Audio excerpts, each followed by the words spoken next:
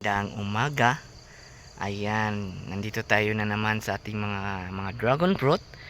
Ayan, yung mga dragon fruit natin is successful na talaga sa pagbubunga. Ayan oh, bilis lang nila makarecover. Yung last week lang is namumulaklak lang ito at ngayon is kuwan na. Bunga na talaga. Tuloy na talaga ito, guys. Isa ka mga 29 days ito is pwede na itong ma-harvest. Ayan guys, nagpunta lang ako dito para ma-vlog. Kasi gusto ko rin ito i-vlog yung mga dragon fruit natin. Kasi masarap, maganda po i-vlog yung mga dragon fruit natin guys. Ayan, may mga bao-bao. Kailangan talaga natin itong kutsain. Ayan guys, updated lang kayo natin sa aking mga vlog for today sa video, sa akong pagbablog dire. Ayan, tinatanggal natin yan guys para kuan may malapit na tayong ma-harvest guys. So duha lang ito duha ka semana or tatlo or apat na araw lang, ay apat na araw na lang pala ito, apat na araw ma-harvest na natin to. Ayan oh, yan po yung mga dragon fruit natin, kaya maganda po itanim yung mga dragon fruit. Ang laki guys, so tingnan nyo, ang laki dyan sa taas guys, tingnan nyo guys. Oh, malaki yan. Malaki yan. Updating lang kayo natin sa mga kuan ko guys na bubuo yung mga bunga nila. Ayan, wala tayong magawa kaya vlog na sad tayo, 'di ba? Para dagdag naman sa mga kuan. Tulad yung routine natin guys dito sa farm. Mag-video lang talaga para may ma-upload. Oh, ayan po guys oh. Malalaki na sila at yung gagawin natin at may nagsunod guys. Ayan, tignan nyo dyan guys oh. Ang dami dyan. Ipiplex ko lang dito guys oh. Ang lalaki din nila dito guys oh. Ayan po guys, bulit 'di ba? Ito yung kagandahan sa dragon fruit kasi bubulitin talaga yung mga bunga niya. Oh, tignan nyo. Oh, 'di ba? Bubulitin talaga 'yan. Oh. Ayan oh. Bubulitin talaga 'yan. Yan ang mga dragon fruit natin guys na kumbaga pa buong-buo na talaga. Nagpa-flower na talaga, ay kalang buong-buo na talaga silang nabunga. Ayan oh. Ang lalaki nila guys, ang lalaki talaga nila. Kaya I love dragon fruit kasi, kaya gusto ko talagang magtanim ng mga dragon fruit. Ayan oh. Ang lalaki nila guys. Ayan, yung isa kinukuha natin para tanggal sa mga kuan, iwas din sa sakit. Ayan oh. Dami nila dyan.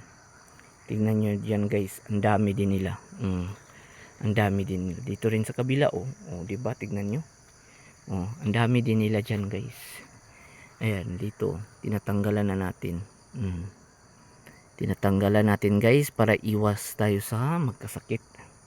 Yung mga yung iba kari sa ibang farm is yung kanilang mga dragon fruit is kumbaga pa nagkakasakit. May isa akong farm nga napuntahan nga grabe talaga, halos yung buong buo talaga, buong buo. Ito talaga sa ilas dito silang farm, bulit talaga sa sakit yan. Pag bulit yan sa sakit ay matik na yan, baba yung presyo. Actually kahit nabubulit yan sa mga sakit yung mga dragon fruit is hindi talaga yan makukuan yung kuan nila, hindi talaga di maunsa yung nasa laman yan nito guys, kasi kahit meron yang sakit. Pero dito sa atin is napakakinis yan guys, kaya mahal-mahal ang binta kapag makinis. Kapag makinis yung mga kuan mo, mga dragon fruit mo is mahal talaga yung binta dyan. Yung binta dito sa amin per kilo lang talaga is nasa kuan talaga 150. Nagbaba ngayon guys kasi seasonal na po. Nagbaba ngayon ang presyo. Sa amin is 150 na. Ambot sa iba basing 300 pa 200. Sa amin is 150 lang talaga. Ayan. Piplex ko lang yung mga pananim ko dito guys. Ayan oh. Dami rin nila oh. Ipiplex lang natin guys kasi wala tayong ma-vlog eh. Dagdag na rin ito sa mga video-video. Hindi na ako maglalagay ng mga editing. Dito na ni upload. Kapoy kasi yung kuan mag-edit pa ta, kung napatay buhaton. O di ba? Kaya ditso na ni upload uy. Ditso na ni upload uy. Oh, tatlo yan oh. Ayan, tatlo yan. Tatlo yan. Makakuan lang tayo dani ng mga matod ni Ate Shali. Shout out sa iyo Ate Shali kuan Estrada. Shout out sa iyo Ate. Ayan, shout out kita kasi sina shout out mo ako sa vlog mo eh. Ayan, ito na po yung updating natin sa ating mga pananim. Salamat po Ate Shali ha sa paglantaw ani. Ayan, ayan po. Dito rin no. Ayan, may kukunin tayo susunod guys. Yung may gulang po tayo na kuan, may gulang po tayong chito kana kanang saging.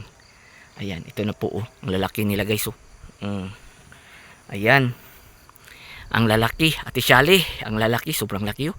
Sa 1 kilo kapin po ito. Oh. 1 kilo po itong kapin, more than kuan siguro at may nagsusunod oh. And then dito rin. Yan. Shout out sa imo di Ate Shali ko. Thank you. Ayan. Ayan oh. Tignan nyo. Hatik-natik sa bunga. Yung mga pananim natin, hatik-hatik sa mga bunga guys. Kaya sanang natin nga magpapasalamat tayo sa Panginoon kasi siya yung nagbibigay nito, hindi tayo, 'di ba? Hindi tayo ang nagbibigay nito. Yung Panginoon at tumutulong na rin yung mga kalikasan para mabuo din ito, 'di ba? Ganyan lang po. Mga di patek siguro jud ni siya ma-harvest. Mga Sunday ata ni or Sabado. Sabado ko feeling ko Sabado. Sabado yan ma-harvest guys. Di pa talaga sila kulang-kulang pa talaga sila. Hindi pa sila masyadong lutong. Feeling ko lang murag kuan jud ni siya bay. Murag nasa Sabado jud ni siya ma-harvest. Lalaki pa ito Lalaki pa ito guys. Kapag ganito lalaki pa yan, hindi pa yan siya kuan. Ayan, dito lang po tayo guys. Tintignan natin yung mga dragon fruit natin, nakaka-survive. Ayan oh, nabubuhay yung 4 oh, galing oh. Nabubuhay yung 4 guys, tignan nyo oh, di ba? 4 yan oh. Tignan nyo, di ba nabubuhay. Sa lagma lang po mabubuo yan na fruits kapag kuan. Minsan kasi 3 lang. Yung 5 sa lagma na lang yung 5. Naka-experience ko anak 5. Naka-experience ko anak 5. Ayan.